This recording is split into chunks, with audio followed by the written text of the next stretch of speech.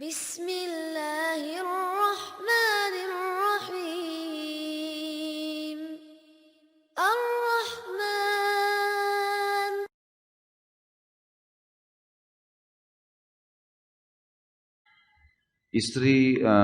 Saya, istri, dan kedua anak saya suka mendengar ceramah Ustadz dari YouTube.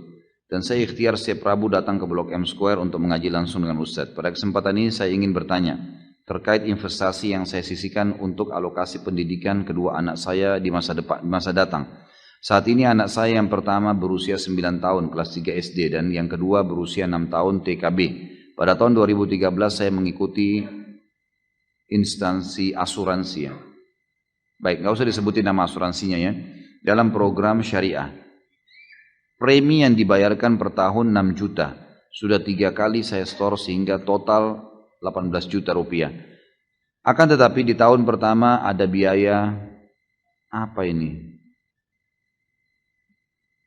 Baik, sebesar 75%. Dan hanya 25% dijadikan sebagai investasi sehingga ketika pembayaran premi pertama 6 juta sejumlah 4.500.000 menjadi biaya.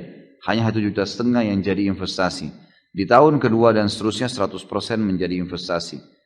Singkat cerita, dari 18 juta yang sudah di store, hanya tinggal 10 juta dana yang tersedia sekarang. Dan itu pun kalau sekarang dananya saya tarik, ada biaya pembatalan polis sebesar 70%. Sehingga hanya akan ada sebesar 3 juta rupiah. Kalau asuransi syariah ini saya tutup sekarang. Jadi ini asuransi syariah ya. Pertanyaan, bolehkah saya lanjutkan pembayaran premi ini 5 kali lagi sampai tahun 2020 agar tidak terkena biaya pembatalan polis? Padahal sekarang saya ragu kenapa asuransi syariah ada biaya-biaya seperti ini. Tentu saja boleh. Ya. Kalau misalnya mau dilanjutin karena dianggap mudarat lebih besar, boleh saja. Tetapi ini sudah bukan asuransi syariah. Dan dari awal saya bilang subhanallah, asuransi ini nggak ada yang syariah ini. Susah mau disyariahkan. Ini kalau asuransi syariah begini, kalau orang batal polis kena 70%, ini zalim ini, gharar. Double gharar malah. Ini kalau ada bahasa lain luar biasa. Dan teman-teman sekalian, berhenti asuransi, berhenti. Enggak usah berasuransi ini teman-teman. Maaf saya bahasakan ini. Karena ini selalu ditanyain berulang-ulang. Asuransi itu hanya menjanjikan hal yang tidak terjadi mayoritasnya. Nanti kalau tabrakan, nanti kalau rawat nginap, nanti kalau anak Anda sudah dewasa, kalau mati sebelum dewasa. Kalau besok kita mati sekeluarga, kita nggak tahu. Atau asuransinya yang habis semuanya, kena bakar, hangus, dan seterusnya. Untuk apa teman-teman sekalian? Untuk apa? Mayoritasnya semua mendapatkan keuntungan. Asuransi ini perusahaan yang besar untungnya di dunia, gitu kan? Karena memang dari sekian banyak orang yang klaim, berapa orang yang klaim? Coba antum lihat, sedikit sekali yang klaim. Dan berapa banyak orang dari zaman dulu miliaran manusia tidak ada asuransi hidup. Kenapa antum kayak ketakutan? Jadi yang dijual jasa ketakutannya, gitu kan. Nanti kalau begini, nanti kalau begini, nanti berapa kali telepon saya tuh, telepon datang, minta waktu, luar biasa dikejar-kejar. Begini, begitu, begini. Saya bilang saya nggak ikut. Kenapa Pak? Haram dalam agama. Hanya saya bilang begitu. Haram. Oh ya haram ya Pak. Iya. Assalamualaikum ditutup semuanya. Habis sudah dibilang saya nggak mau ikut. Kenapa Pak? Kenapa Pak? Dikejar terus. Nggak bisa. Allahu a'lam. Tentu kalau antum mau, kalau ini penanya ini mau sekalian melepaskan diri sudah aman, ya udah tarik aja. Dapat 3 juta ya sudah, apa boleh buat? Apa urusan dia mau melakukan perbuatan itu? Dan asuransi tidak ada hubungannya dengan investasi teman-teman sekalian. Tidak ada hubungan sama sekali. Apa hubungannya asuransi dengan investasi? Nggak nyambung, secara syar'i nggak nyambung ini. Tidak ada hubungannya asuransi dengan investasi, sama sekali.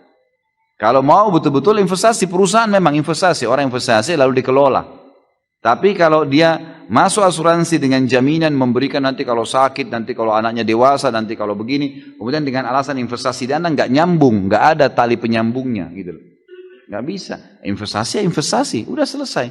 Investasi saja dibuka perusahaan, tidak usah dihubungkan dengan asuransinya, Allah alam. Tapi ini sudah pernah dibahas oleh para ulama. Kalau ada orang sudah terlanjur terlilit KPR riba, atau sudah terlalu terlilit dengan asuransi yang ada ghararnya seperti ini.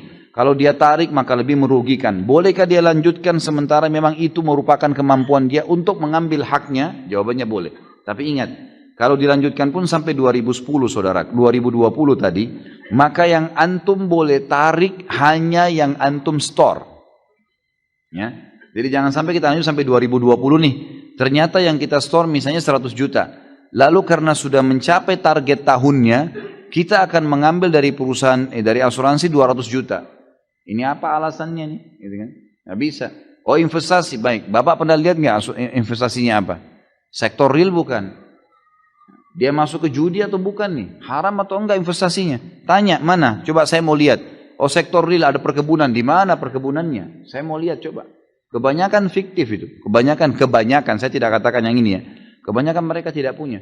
Saya pernah datang begitu. Saya langsung katakan, Pak investasi gini-gini. Baik, di mana investasinya? Saya mau tahu. Oh di Jawa Tengah Pak. Di mana Jawa Tengah? Saya mau investasi, tapi saya mau tahu di mana tempatnya. Oh gini, nggak tahu. Nggak jelas gitu. Oh nanti saya tanyakan pada atasan saya. Baik, dari waktu itu sampai sekarang saya nggak pernah ditelepon lagi. Nggak jelas, dia nggak tahu di mana.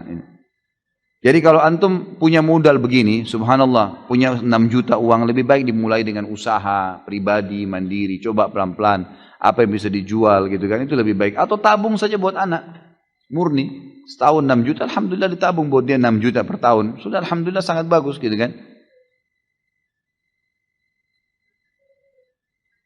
Ini sudah tadi saya jawab ya, bagaimana para ustadz akan asuransi yang tadinya diniatkan untuk menyisihkan biaya untuk pendidikan anak masuk SMP atau pesantren.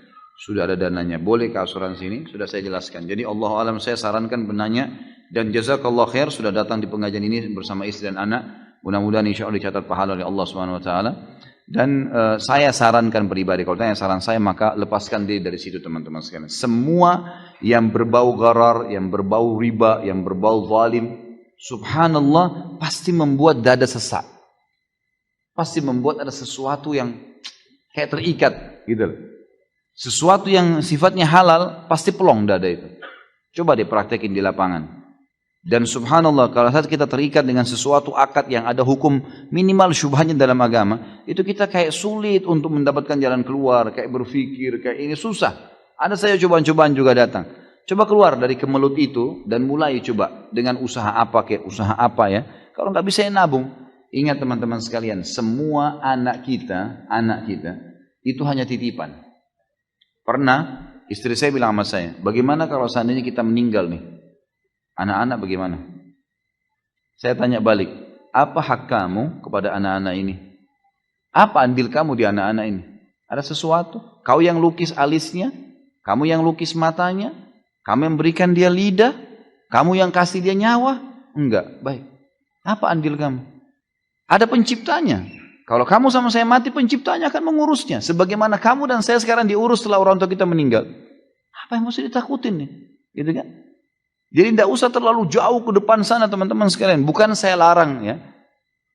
Untuk punya sesuatu masa depan yang cemerlang, bukan. Tapi cemerlang yang jelas secara syar'i. Nabung lebih baik. Atau investasi di usaha tertentu. Lebih baik. Jadi kan? Kita yang bukain usaha. Kalau tidak tabungin sampai insya Allah punya modal. Kalau antum bisa kasih 6 juta per tahun. Anak antum sekarang masih SMP. Anggap 6 tahun ke depan. 6 kali 6 sudah ada 36 juta kalau dia tamat SMA. Itu Masya Allah. Sudah luar biasa itu. Gitu kan?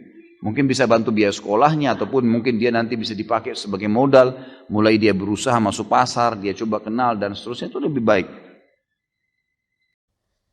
Alhamdulillahi Rabbil Alamin Ar-Rahman